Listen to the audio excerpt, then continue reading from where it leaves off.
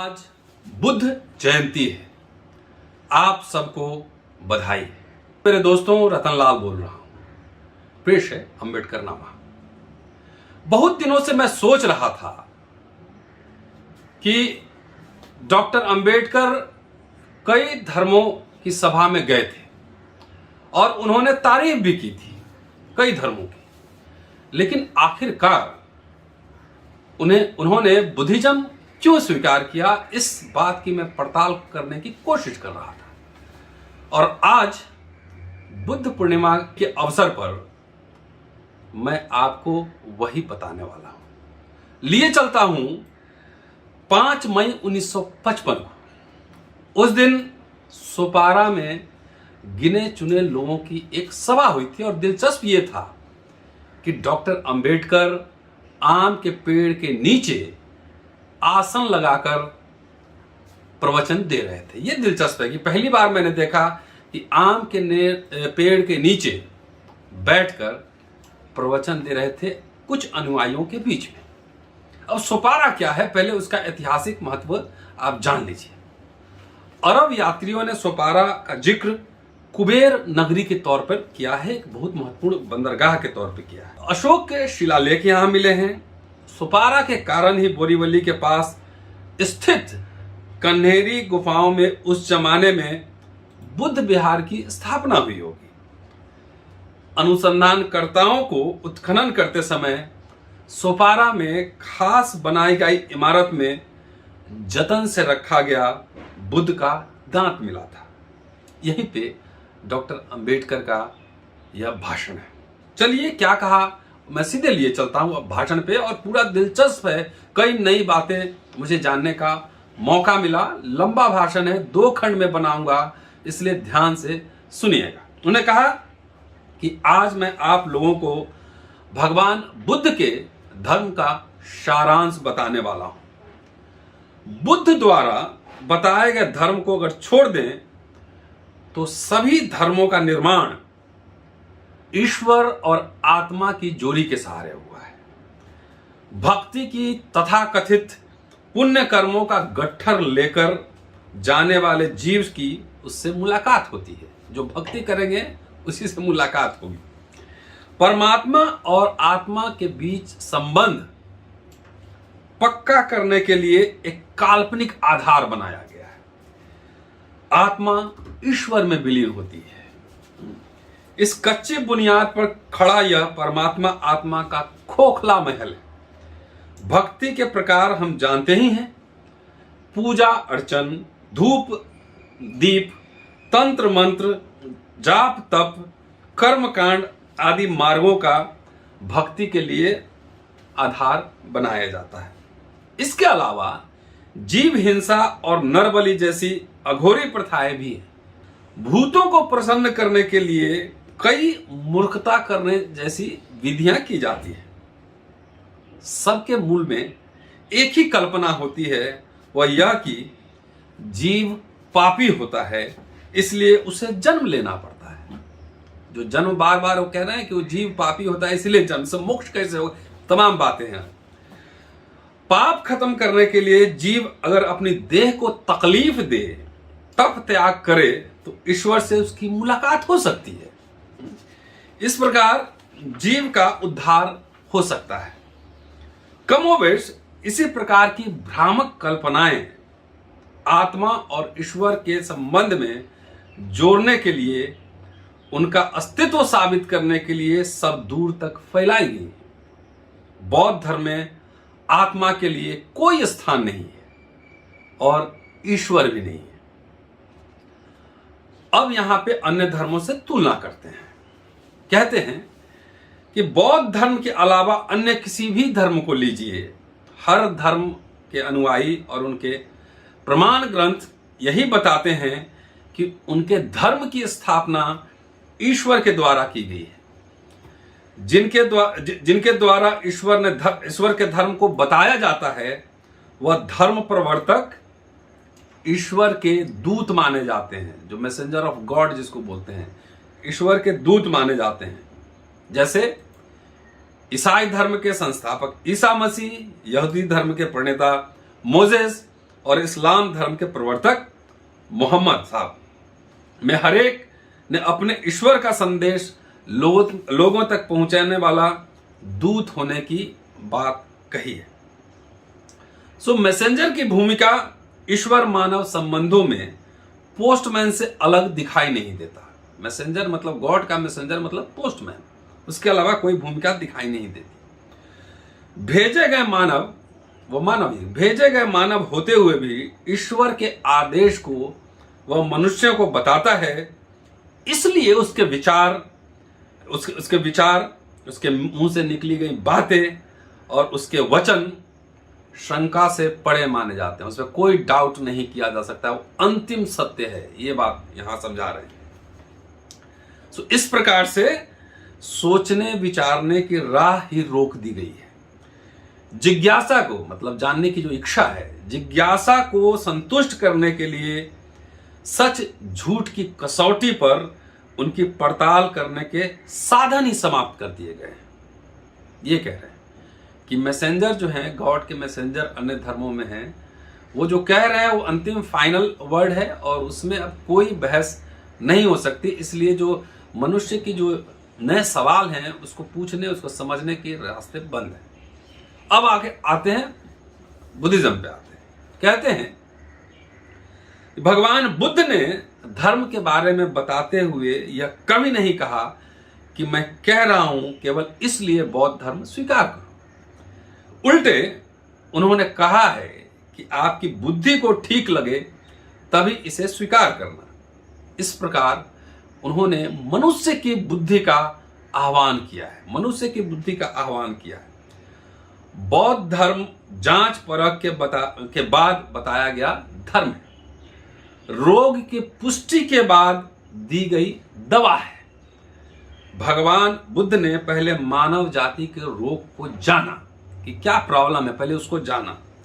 इस जांच से पाया कि दुनिया में दुख और दरिद्रता यही दो महाभयंकर रोग हैं।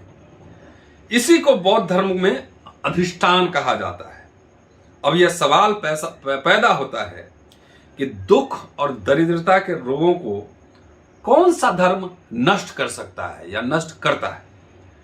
जो धर्म दुख और दरिद्रता को हमेशा के लिए नष्ट करने का प्रभावी और असरदार मार्ग नहीं बताता है, वह धर्म हो ही नहीं सकता।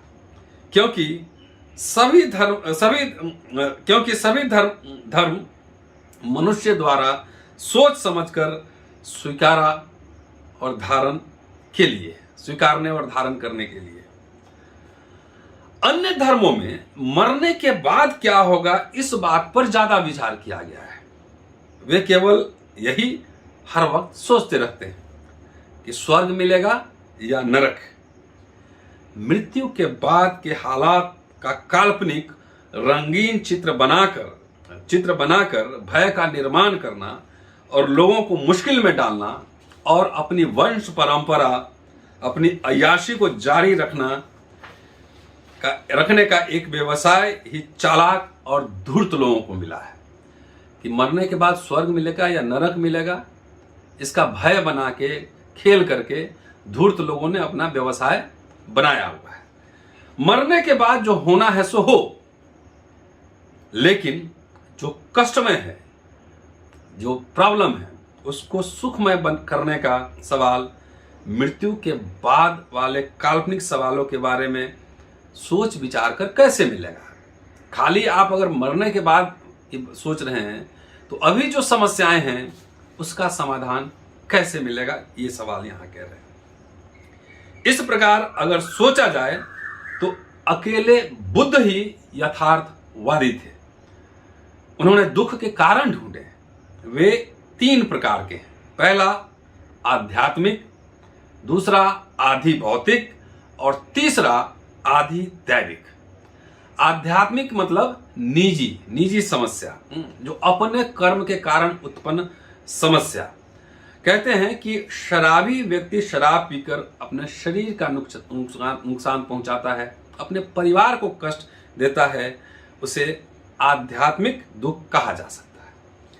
आदि भौतिक अर्थात सामुदायिक दुख इसका क्या मतलब है? इसका मतलब है असमान बर्ताव और अन्याय के कारण जो संकट आते हैं, जैसे कि अस्पृश्यों के हिस्से आने वाले सामाजिक दुख, समान मौके न मिलना, इसमें शामिल हो सकते हैं। तो ये हुआ दूसरा, कि समुदाय से उत्पन्न किया गया कष्ट, दुख।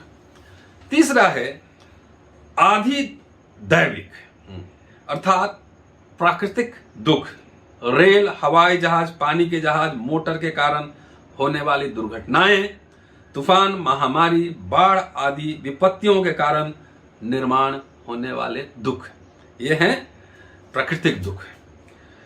आगे कहते हैं डॉक्टर अंबेडकर कि इन दुखों को दूर करने के लिए साधन बताया गया है। पंचशील, किसी की जान न लें, किसी की चीजें न चुराएं, झूठ ना बोलें, व्यभिचार न करें और शराब या तत्सम किसी नशीली चीजों का सेवन ना करें। इन 5 नियमों का पालन करने से दुखों का निर्माण नहीं होगा। उसके बाद कहते हैं जो दूसरा दुख है आधि भौतिक दुख, अर्थात सामुदायिक दुख। इसके लिए उन्होंने अष्टांगिक मार्ग बताए हैं। अष्टांगिक मार्ग के बारे में आप जानते हैं, वो सारे 8 जो मार्ग हैं, और कहते हैं कि इसमें सम्यक दृष्टि का महत्वपूर्ण स्थान है।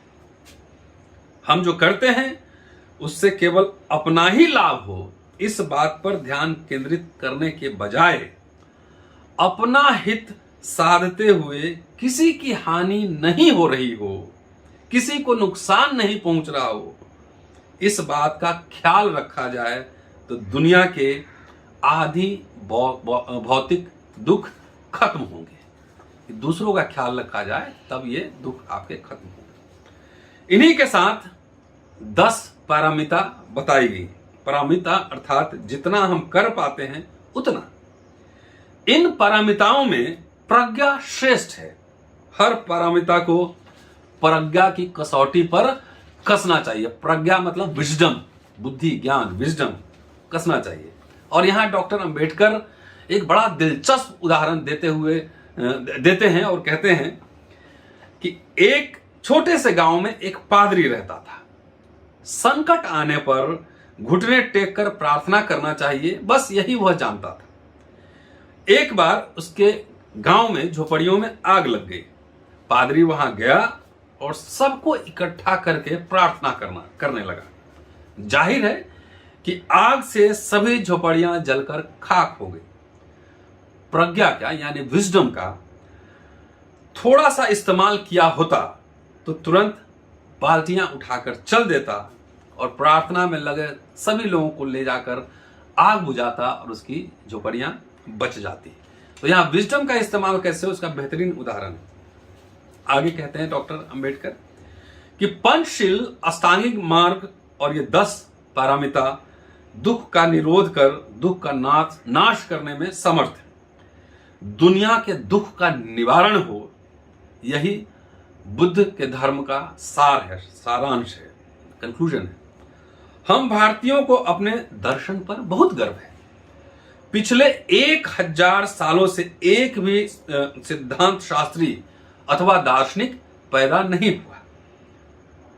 इसका मतलब है कि चिंतन कर कोई सिद्धांत प्रस्तुत करने के लिए विद्वानों को जो मानसिकता होनी चाहिए वो नहीं रहने के कारण विद्वान विचार विनिमय करने, लेन देन करने में से अलग हुए। कि कोई नया सिद्धांत 1000 साल में इस देश के विद्वान, यहां बहुत लोग मेरिट की बात करते हैं, तो 1000 साल में कौन से सिद्धांत आए ये भी देखा जाना चाहिए। कहते हैं कि चूंकि फिलॉसफर नहीं पैदा हुआ, इसलिए विद्वानों की बुद्धि छोटे छोटे दड़बों में बंद हो गई, छोटे छोटे दड़बों में बंद हो। इस कारण सत्य की खोज और सत्य को ग्रहण करने का कार्य बंद होकर पंडितों के बजाय किताबी कीड़ों का निर्माण हुआ। किताबी कीड़ों का निर्माण हुआ। अब कहते हैं कि आखिर ग्रंथ पढ़ना क्यों चाहिए? ये बड़ा दिलचस्प आंसर है। पढ़ना क्यों चाहिए? ग्रंथ का अध्ययन क्यों जरूरी है? कहते हैं कि कई सारे ग्रंथ पढ़कर क्या फायदा। गधे की पीठ पर किताबें लादने से उसे जितना लाभ होगा उतना ही ऐसे पठन से होगा। हो सकता है। ग्रंथ पढ़कर उसका आशय ग्रहण करने की शक्ति होनी चाहिए, मतलब उसका मतलब समझने की ताकत होनी चाहिए, इतना विजडम होना चाहिए कि आप पढ़ के ग्रंथ को समझ लें। नित्य नई कल्पनाएं, रोज नया आइडिया सूझनी चाहिए, नया आइडिया आना चाहिए, किसी भी थ्योरी को समझना, उसको ग्रहण करना आना चाहिए, ये बात कह रहे हैं। और आज के संदर्भ का उदाहरण देते हैं, मतलब 20वीं सदी का संदर्भ का उदाहरण देते हुए कहते हैं कि आज चाहे कोई भी विषय ले लीजिए, है ना, विज्ञान, साहित्य, दर्शन, कोई भी विषय ले लीजिए, भारतीय के तौर पर जो कुछ भी हुआ है वो अभी तक अपने पूर्णता, कंक्लूजन पर नहीं पहुंचा है। वैसे भी ज्ञान कभी पूर्णता को प्राप्त नहीं होता, ज्ञान कभी, नॉलेज का दुनिया जो है वो कभी खत्म नहीं होता।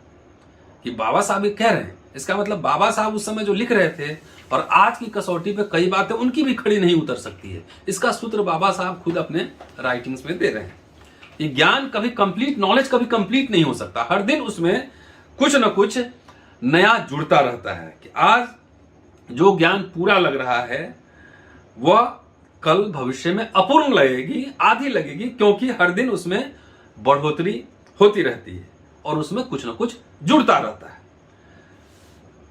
कहते हैं कि मेरे कहने का उद्देश्य यही है कि इस देश के विद्वानों ने नालंदा, तक्षशिला, विक्रमशिला, उज्जैनी, अवंती जैसे वर्ल्ड क्लास जो यूनिवर्सिटी के जो आचार्य थे, उसने जो कहा उसके बाद उसमें नया कुछ भी नहीं जुड़ा।